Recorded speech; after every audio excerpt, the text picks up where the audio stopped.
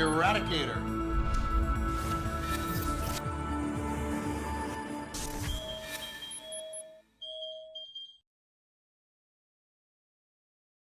Hey guys, welcome back to the channel, it's the Eradicator, and in this video we will be talking about, well, Star Citizen. Obviously it's a Star Citizen channel, and well, the developers are very busy bringing us this year, trying to bring us at least some new gameplay, as well as hopefully new tech that will enable the Pyro system to come online. And so what this spring report is about to do is just to show us what they're working on, as well as some possible future directions for where the project is going to go. So here we go, let's get started. Citizen, I'm Jared Huckabee, and let's get into it. Following our look at new Derelict concepts a couple weeks ago, members of the environment team have begun the process of building the individual pieces that can be used to bring them to life. Now that is really good news, because so far we just have one. What we're currently right now in Star Citizen 3.16 is the tier 0. There's always a tier 0, and then it gets further fleshed out with tier 1 and more features in tier 2. That's how Star Citizen development has always been. So we started with the Caterpillar, and it seems that we have a new ship here, and it is with the big mammer jammer itself, the Reclaimer. The Reclaimer. Now that's very interesting, because the Reclaimer doesn't really have much use right now in the verse, and I think it's going to be quite ironic to see being used as a Derelict. Hopefully when we are going to have salvage, apparently maybe later this year, we'll see. Maybe the Reclaimer is finally going to be useful, but well, we're going to see some more of those Reclaimers on the ground, and it makes sense. It's a massive ship. It's, people would call it an FPS level, and with those being pinned down on the ground like that, sometimes for several years, as what Jared says, well, these are definitely going to be FPS levels with a ton of possible gameplay opportunities out there. Now this is sort of like a reverse white box phase, where environment artists take the completed work of ship artists and then begin to break it down, stripping it of all the extraneous parts, and then bending and twisting the superstructure in ways appropriate for a wreck that's 1, 2, or perhaps even 10 years old. Now, of course, those 10 years old wrecks are going to be very dismantled. I would imagine that there will be maybe some salvage opportunities for salvagers, maybe some leftover scraps, some possible salvage missions as well, not just delivery missions, because these are a little bit boring, you know, finding dead personnel or picking up some abandoned boxes. It would be great if they were actually missions to pick up some scraps from those derelicts and then bring them back to a station. Of course, these scraps would be respawnable, because then people would say, but Irad, if everybody picks up those scraps, then the wrecks will be gone, right? I understand. So that's why what they do in Star Citizen, it's just they just have some elements that just spawn, get picked up by players, and then when they are picked up, they eventually respawn for another mission. That's probably how I see it's going to go. What you're seeing here is the beginnings of a derelict zoo, as it were, creating the buffet of basic forms that designers and other artists will be able to pull from to continue their specific work, building out the various points of interest players can explore on the planets and moons of Stanton, Pyro, and beyond. So the zoo here is a jargon word that the developers are using. Basically, when in game development, a zoo is a series of assets that the creators are building in advance, and then they are going to be able to use it as they create further gameplay, or if they have further needs for them. So they're first building this foundation work here, which is that they call the zoo, so all of these assets in advance, and then they are going to be cherry picking whatever they need for whatever they are going to be creating. It's early days, and this simple Reclaimer Derelict Zoo will continue to evolve over the coming weeks, in addition to many of the others seen in previous concept arts ahead of their systemic implementation into the persistent universe proper. The team is also exploring early advanced traversal opportunities for some of the outlaw space stations currently being built for the Pyro system. Now that is really good news here, but it's probably a follow-up on what we've seen in the CitizenCon demo, where they were showing us a lot of the concept art. It's great to see that these concept arts are finally coming into fruition. I would love to see also some work done on Rune Station, which is going to be the main kind of landing zone, even though it's not really a landing zone. It's a giant abandoned space station around Pyro 6. I think that if Pyro is going to come out this year, it would be great to have the entire Pyro system, including that big rune station, and I would like to see some of those in an episode of Inside Star Citizen, at least see how it's progressing along. If you remember the most recent CitizenCon demo, advanced traversal are ways to get around or through an environment beyond the critical path most people usually stick to. Now, by following a variety of indicators still being developed, including simple things like tracing the path of an unusual cable or scratch marks on the floor, the players can discover these advanced traversal paths designed to lead not just to interesting tactical opportunities, but special loot and content rewards for those who spend a little extra time exploring. Look at that, catwalks here on the side and a secret stash. This is still very much a work in progress, with only the earliest of lighting, texture, and prop passes being complete.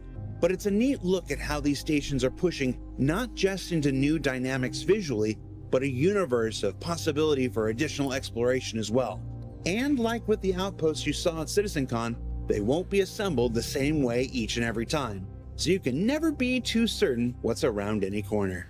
It's awesome to see those little traversal paths. It's awesome to see that they have loot boxes hidden in some of those small areas that you really have to work your way to go to. That's absolutely wonderful. What I hope is that those stations also are not going to have a green zone. I hope that those stations are going to be free for all. You see a player, go kill that player, take what that player just took for yourself. Pyro needs to be as dangerous as it gets. There should not be any safe zone, and that's what I'm hoping to see here. Dangerous places, places where players can hide and shoot. Players are going to be able to hide from other players. Players can sneak onto other players without being seen. I hope that that's the gameplay that we're going to see around Pyro, and it seems that we are going towards that direction. Please, CIG, make it happen. No crime stat, of course, but please no green zones as well. Members of the environment team also took a sprint to explore something on our backlog, namely the addition of small and medium-sized hangars to the ring structure of some space stations. Now, this is something that we've known for a while, that they would like to get rid of the pads on the station. Now, personally, I like those pads.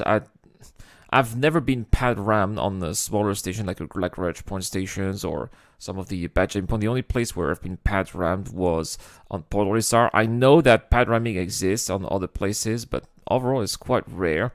And I just like the idea of landing and then just walking towards an interior. But at the same time, I get it that it can be a little bothersome, because every time you are at those stations, well, you have to wear a suit, because if you don't wear a suit, well, you can die, right? Because there's no air between that little airlock here and the ship that's on the pad. So that probably is going to be interesting gameplay for players who don't want to wear a spacesuit. They want to wear plain clothes and still want to fly a ship. So they go from hangar to hangar, or from hangar to breathable atmosphere. That could be a solution as well. But I kind of like, old school Star Citizen player. I like those pads, but I understand that this is the direction we're heading to. It's a small touch, but these small touches, they add up to make for a more dynamic landing and takeoff experience as players travel across the Star Citizen persistent universe. Let's switch gears here. From bounty hunting to... Oh, wow. Did you see that? Are we heading towards 10 or actually 11 different levels here? That is crazy. So obviously -1 is where your reputation is negative. You're so bad because you messed up some missions or you killed some of their operatives. But right now I think the maximum is like 5, but they want to go all the way to level 10. Are these going to be adding extra benefits, even more mission types? We need to have as many mission types as possible. So I hope that this is the direction we're going to. Mining, from emergency response to racing to espionage and security. As the reputation system continues to grow and expand within Star Citizen, so too must the interface that represents it. To that end, explorations are underway mapping out the representative icons for some of the various mission type career paths currently in development for the persistent universe. Well, this is looking good so far. I like that. In a recent sprint, icons for several more reputation paths were proposed, including kidnapping. That's brilliant. How are you going to do that in Star Citizen? Are you going to put down an NPC and body drag that NPC? Is it going to be similar to bounty hunting, but for criminals. That and the icon is so funny as well. That cracks me up. Hauling. Okay, that's something that's expected, Smuggling. obviously. And theft. Now, these aren't the full array of possible reputation paths, just a few that the UI team is currently making icons for. But we'll be covering more about this massive expansion of the reputation system and the various mission types and activities that go along with it as development continues. Yeah, look at that. They do have different types of icons in it. Looks like kidnapping is final, but how about salvage? Which one do you think is better? I like this one, the one with the big claws, not necessarily closed but open. Hauling, give me the boxes here, not necessarily an LA. Like this one very much too. Theft, well, you shouldn't have a dollar sign because there's no dollar in Star Citizen. It's Alpha UEC, so bring in the Alpha UEC sign instead. But this is also quite funny here with the little mask. And smuggling, smuggling, yeah, same here. This one with the little suitcase and with the don't look at what's inside. These icons look fun, and it's going to make those missions look a little bit more clear and a little bit less. So yeah, it's definitely a good idea. Keep on working on that, Star Citizen. Yes, I can already tell that some of you are a little too excited to build your reputation in kidnapping. And it bothers me. Meanwhile, the lighting team recently completed a sanity pass on the RSI Mantis cockpit. Now, these sanity passes are essential in ensuring the latest tech and process improvements reach assets that were built prior to their implementation, as well as keep some of the older stuff just looking as good as the newer.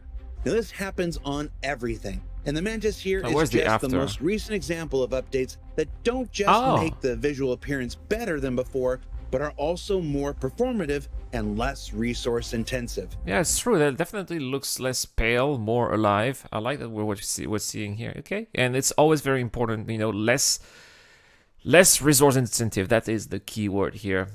The more we optimize the game, the better it is going to run, and this should be the direction we're going to as well. Not just creating content, but making it run more smoothly. Just like Star Citizen Alpha 3.15 and 16 have been quite smooth, so it seems that this is that's the right direction. That's our version of taste great, less filling. Can't see anything here. What's going on? They can also serve as terrific training opportunities to pass knowledge from older employees onto our newer hires as the company continues to grow. That's very important, guys. Remember that we've seen a couple of articles recently saying that Cloud Imperium Games would like to get up to 1,000 employees over the next couple of years. So there's going to be a lot of people to train, and if they have simple little exercises that's going to make everybody benefit, the employees, but also us, the backers, with more performance, then go for it. And speaking of growth, let's take a quick jaunt over to Orison and look at some new executive offices being developed. Now, this is awesome here. What are we looking at? Executive offices. Looks like it's probably a rooftop of some of the big buildings. We've seen a lot of those rooftops in many other planets. For example, you see them on our core, but especially at New Babbage. But looks like we're going to have the equivalent here for Orison. Oh, the interior. Now, these structures would be placed out on some of the raised landing platforms and provide a small, self-contained working area for Orison's bureaucracy, including an elevator down into the inner depths of platforms beneath. Now, this is awesome. And it's not a surprise. This is what the Montreal team is going to be working on once they are done with the current derelicts. Now, they're still going to be working on derelicts, but it's a team that is very effective. They're working on landing zones as well, and they're going to be working on building interiors. It's a feature that a lot of backers have been expecting for quite some time, ever since we've had those landing zones, including myself. And I'm really looking forward to seeing some of the gameplay that we're going to have in those interiors. My guess is that we're going to see the type of gameplay that we've seen in the 2019 season con, where you had this sneaking around and trying to maybe steal some valuable data. Because obviously, when you're going into those office spaces, you're going to have to also look the part. I think that reputation system is going to be important. I think that the way NPCs perceive you is also going to be important. It's going to be very important to get NPCs to believe that you are part of the building. Otherwise, they will bring in security. You get a crime stat, maybe some security forces will come and try to get you. So These are a few mechanisms that they need to be implementing as well, but you can't implement them without having the actual places to play, the locations, and that's what the Montreal team is doing, and they're looking wonderful. Of course, as for what adventures players may one day find in such an area, I'm not telling. Mostly because I don't know yet. I missed a meeting. Of course, there are other restrooms. Let's move on to some ship updates with this look at the continuing final art phase of the Vulture from Drake Interplanetary. Well, this looks like a where you gray can box. see all sorts of the smaller details you'd expect to see, while unifying some of the scale reads, where some items in the back half seem to feel a little more chunky compared to those in the front. I thought the Vulture was more yellowish. It's pretty much just tightening things up and finishing them off now, ahead of Salvage's intended release later this year. Oh, no dates. Did you hear that, guys? That is that's really sad here. Why are there no dates for Salvage? Let's have a look here. I'm going to do something absolutely terrible. Oh no! I'm going to check the roadmap. I'm such a terrible roadmap watcher. Do we have is Salvage already gone from the, let's see here, gameplay? Salvage tier 0 here. According to the release view that I shouldn't be doing. Oh no, because of me, Salvage is going to be delayed. Oh no, what am I doing? But it seems that they're still trying to get it released for 3.18. At least it's not been removed off the roadmap yet. So I believe that this is what Jared is referring to here. But before that happens, we've got the MISC Hull A barreling towards completion at the end of this quarter, where its final art pass continues adding all the various decals and decorations you might expect. Now, finally, we have a hard date, Hull A confirmed for the end of this quarter, so that's going to be the update that we're going to have at the end of March. And the Hull A has been on the works for quite some time. It's the final art, it's nearing completion. 48 SU of cargo capacity, entry-level hauler from MISC, and I believe that this ship is going to be well equipped for the cargo refactor that's coming up in the future. Those aren't the correct cargo boxes you're seeing here. Yeah, they're looking a bit big. Didn't just massively increase in size. It's just an artist having a little fun. They're also adding the trademark MISC turret underneath the cockpit and continuing to refine the expanding and contracting cargo grid for all your shipping needs.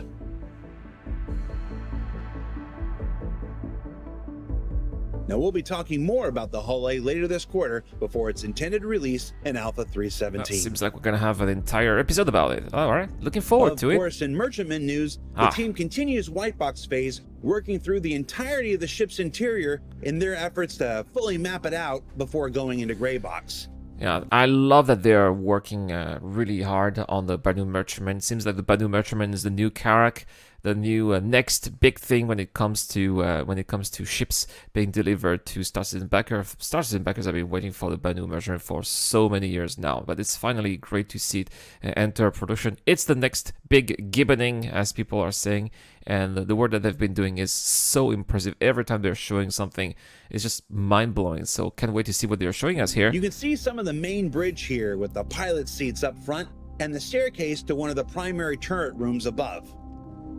In White Box phase, it's simply about making certain every space has a purpose, has the room for players to achieve that purpose, and to do so with the signature organic shapes that have come to identify the Banu thus far. Something that we can see in the Banu Defender so far. Work continues making certain. We can also recognize some of the signature Banu architecture. It's very important for the Banu to show art. Art is a big sign of wealth for the Banu Merchantman, and showing wealth is also something that's critical into their culture, and that's why you get to see those inside the Banu Merchantman. You don't really care so much about updating their design, but what they care about is that making sure it is looking good. That's important for them. Everything is symmetric. Now, last time we showed it, the stairs here were getting just a little too pinched, so they've opened up the area a bit, trying to make the whole room feel nice and grand within the confines of the current exterior. And that's just the habitation area. If I'm correct, that is just what we saw before. That was just like some engineering room. There's the habitation area with apparently some kind of shrine here. You can see the beginnings of a Banu shrine that we'll explore more of in the future. And then here we have the interior turret area we mentioned before, which is shaping up to be quite different from any other turret you've experienced before. Now, did you notice that there actually is a catwalk with no security? It's like Star Wars style. If you're not careful, if you're drunk, boom, you fall and you die. I'm not sure I want that in my ship. Can we have at least a little bit of, even if it's transparent, some security here on the side so that we don't fall off? Evoking that same sense of scale found throughout other areas of the ship. It definitely looks very, very futuristic, very alienish, something that we don't really have in Star Citizen right now. In Star Citizen, everything looks so familiar, even though it is about 950 years in the future. But I really like that Banu design here feels so alien, so strange, so unfamiliar, which is what you would be expecting from an alien ship, because they're from different planets with different cultures, and I like that we are seeing exactly that here in those design cues.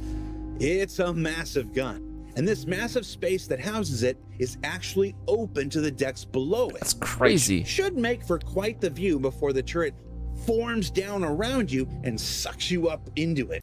Look at that. It's going to just come on you, suck you in, and raises above the exterior of the ship and then lets you pew-pew to your heart's content. That is crazy. Is it going to be levitating on top of the ship? That would be absolutely insane, and it could be quite. Maybe with magnets, because we've seen ships hovering with the Gian technology, or ships hovering above the ground. Can you imagine if there's like a turret that actually hovers and gives you full freedom to move around the ship? That would be absolutely insane.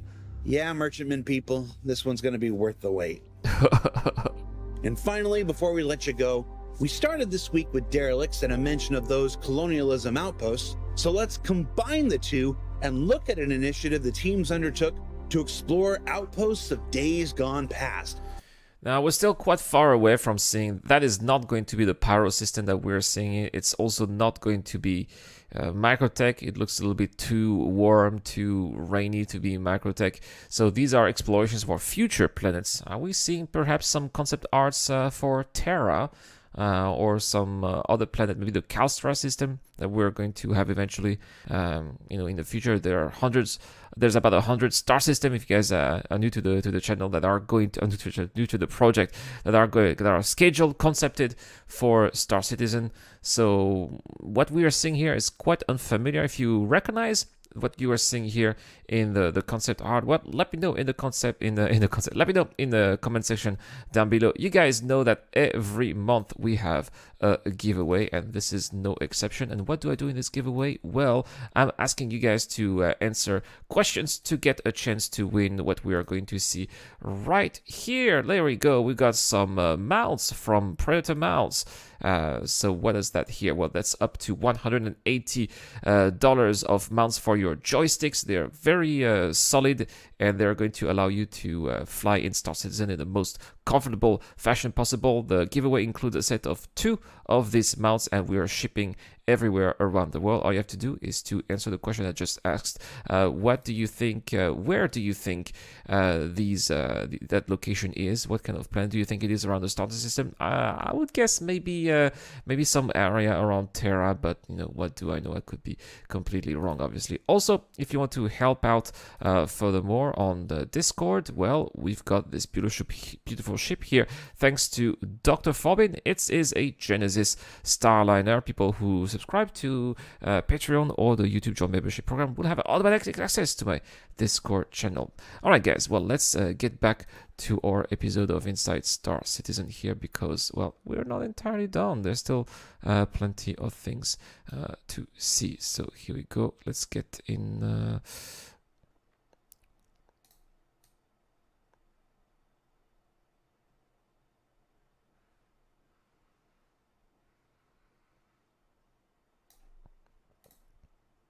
With these concepts that you can see here. Now, one of the many projects the team at Turbulent is working on are the systemic tools that will one day bring these to life across the Pyro system. But as with all concepts, artists must first explore the ideas further and set the goals for those systems to build towards. And just like the Reclaimer Derelicts from before, work has also begun creating the Derelict Outpost Zoo. That will one day Of course, serve as the a zoo. basis for hand-placed points of interest first, then the systemic implementation still currently in development. Now, whether it's brand new or 100 years old, each location is a new opportunity for story and gameplay to be found throughout the upcoming Pyro system. Well, not just Pyro. I hope that we're going to be able to see those also, not necessarily the second system, but other systems, maybe Theaters of War, maybe an extra map in Star Marine. There's plenty of opportunities here with those broken outposts that we're seeing here, and they're creating all of those assets. It's not just for the PU, they can also benefit further episodes of Squadron 42. It's just great work they're doing here, and it's already looking to be like a probably early white box phases, because that's already in engine. We're not seeing at concept arts anymore, so they've already started working on those. So what did we learn this week? Well, we learned that the process of making new things old and then new again is well underway with the Reclaimer and Outpost. That's awesome. Well, we learned that there's definitely work happening further down the line this year with some of the ships that are coming. Pyro system looking like it's making some decent progress, especially with some of those stations. Looks like the Banu Merchantman is also looking to be making some really good progress. I think that we're going to be seeing the Banu Merchantman for CitizenCon. I have a feeling that that's where they want to be showing it for the first time, just like we were revealed the Karak for CitizenCon 2019. CitizenCon 2022 is all going to be about the Banu Merchantman.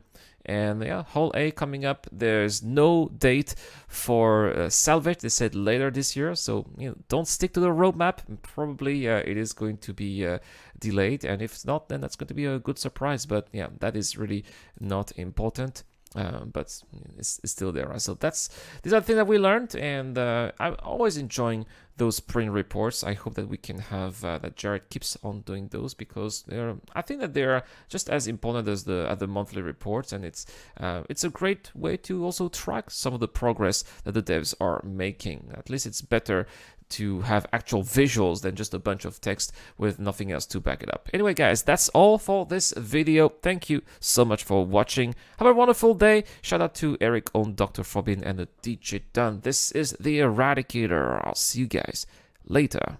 A huge shout out to everyone who's been helping me out on Patreon and via the YouTube Joint membership program. Creating content on YouTube involves continuous circles of ups and downs, and it is when we are the lower parts of the curve that your help really motivates me to keep on going. Your contribution really does make a difference, which is why in return I try to give back by offering backers access to my private Discord channel, automatic access to exclusive giveaways, or answering your questions during the show. You can help me out with as little as $1 a month, and any help is greatly appreciated. Thank you very much for watching again. This is the Eradicator. I'll see you guys later.